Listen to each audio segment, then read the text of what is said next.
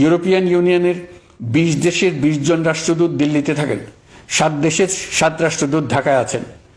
দিল্লি থেকে একসঙ্গে ২০ জন রাষ্ট্রদূত সহ মোট ২৭ রাষ্ট্রদূত সমবেতভাবে আমার সঙ্গে বৈঠক করার জন্য আগামী কয়েকদিনের মধ্যে ঢাকায় আসছেন। আপনারা জেনেছেন, পতিত সরকার ও তার দোসররা প্রতি বছর দেশ থেকে ১২ থেকে ১৫ বিলিয়ন ডলার পাচার করেছে। দুর্নীতি বিরোধী সংস্থা ট্রান্সপারেন্সি ইন্টারন্যাশনাল বাংলাদেশ সম্প্রতি এই তথ্য দিয়েছে। পাচার হয়ে যাওয়া এই অর্থ ফিরিয়ে আনার জন্য সম্ভব সকল ধরনের উদ্যোগ আমরা গ্রহণ করেছি। এই কাজে সফল হতে পারলে আমাদের অর্থনীতি আরও গতি পাবে। এই কাজে আমরা বিভিন্ন আন্তর্জাতিক সাহায্য সংস্থার সাহায্য দিচ্ছি। আমি ধন্যবাদ জানাতে চাই বিশ্ব নেতৃবৃন্দকেও। বাংলাদেশের এই সংকটময় সময়ে তারা প্রায় সবাই সহযোগিতার হাত বাড়িয়ে দিয়েছেন। আমি যখন সেপ্টেম্বরে জাতিসংঘের সাধারণ পরিষদের অধিবেশনে যোগ দিই, সে সময় মার্কিন যুক্তরাষ্ট্র, European Union, Canada, Italy, Holland, জাতিসংঘের মহাসচিব সহ বিশ্বের অনেক দেশের সরকার প্রধানের সঙ্গে আমার বৈঠক করার সুযোগ হয়। তারা স্বতঃস্ফূর্তভাবে আমাদের প্রতি সর্বাত্মক সহযোগিতা প্রদানের অঙ্গীকার ব্যক্ত করেছেন। নেপাল, মালদ্বীপ, পাকিস্তান সহ প্রতিবেশী বেশ কয়েকটি দেশের সরকার প্রধানের সঙ্গে আমার বৈঠক হয়েছে, যেখানে আমি সার্ককে পুনর্জীবিত করার কথা বলেছি। দেশে ফিরে আসার পর এসব দেশের রাষ্ট্রদূতগণ যারা ঢাকায় আছেন, স্বতঃপ্রবৃত্ত হয়ে আমার সঙ্গে দেখা করে তাদের সরকার প্রধানদের অঙ্গীকার পুনর্ব্যক্ত করে গেছেন। তারা সম্পূর্ণ নতুনভাবে আমাদের জন্য সহায়তার নতুন ছক তৈরি করার কাজ শুরু করেছেন। যেসব রাষ্ট্রদূত দিল্লিতে অফিস করেন, তারা দিল্লি থেকে এসে দেখা করে গেছেন। ইউরোপিয়ান ইউনিয়নের ২০ দেশের ২০ জন রাষ্ট্রদূত দিল্লিতে থাকেন, ৭ দেশের ৭ রাষ্ট্রদূত ঢাকায় আছেন।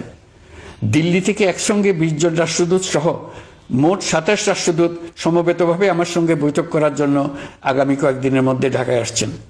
আগে কখনো ইউরোপিয়ান ইউনিয়নের ২৭ জন রাষ্ট্রদূত একত্র হয়ে সরকারের সঙ্গে আলোচনায় বসেনি। দিল্লি থেকে এই বিশাল সংখ্যক রাষ্ট্রদূত একসঙ্গে বৈঠক করার জন্য কোনোদিন আসেনি। এবার এই কাজটি করার পেছনে আছে ইউরোপিয়ান ইউনিয়নের সমর্থন প্রকাশ করা এবং অর্থনৈতিক ক্ষেত্রে উচ্চ পর্যায়ের সহযোগিতা গড়ে তোলা।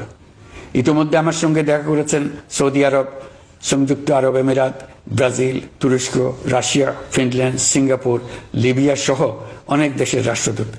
দ্বিপাক্ষিক নানা সহযোগিতা সহ বাণিজ্য বিনিয়োগ বৃদ্ধির আশ্বাস তারা দিয়েছেন। বিনিয়োগকারীদের সঙ্গে এখন থেকে আমরা আলোচনা শুরু করে দিয়েছি। বিশ্বের রাষ্ট্রপুঞ্জের মজলিসে আমরা এখন সম্মানিত এবং প্রশংসিত দেশের অবস্থানে পৌঁছতে পেরেছি। এর কারণে পরাজিত শক্তি নানা কৌশল করেও তাদের দিকে দৃষ্টি আকর্ষণ করতে পারছে না। তারা নানা চেহারা নিয়ে আপনাদের প্রিয় পাত্র হবার চেষ্টা করছে। পরাজিত শক্তির ষড়যন্ত্র থেকে নিজেকে মুক্ত রাখুন, দেশকে মুক্ত রাখুন। এই ব্যাপারে অনড় থাকুন। এমন কিছু করবেন না যা তাদেরকে উৎসাহিত করতে সাহায্য করে। তাদেরকে সকল দিক থেকে নিরাশ করুন।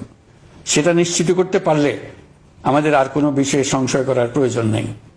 সরকারের পক্ষ থেকে আমি নিশ্চয়তা দিচ্ছি, সকল প্রকার সীমাবদ্ধতা সত্ত্বেও আমরা আপনাদেরকে একটা মজবুত অর্থনীতি দিয়ে যাব। ভবিষ্যতে চলার পথকে সহজগম্য করে যাব। নাগরিক অধিকারসমূহ নিশ্চিত করে যাব। বিপক্ষ শক্তি যত শক্তিশালী হোক, নাশকতার যত রকম উদ্ভট পরিকল্পনাই করুক, সবকিছু নস্যাৎ করার জন্য প্রস্তুত থাকুন। এবার যে মুক্তি আমরা অর্জন করেছি তা আমাদের কাছ থেকে কেউ যেন ছিনিয়ে নিতে না পারে, তার জন্য সর্বমুহূর্তে প্রস্তুত থাকুন।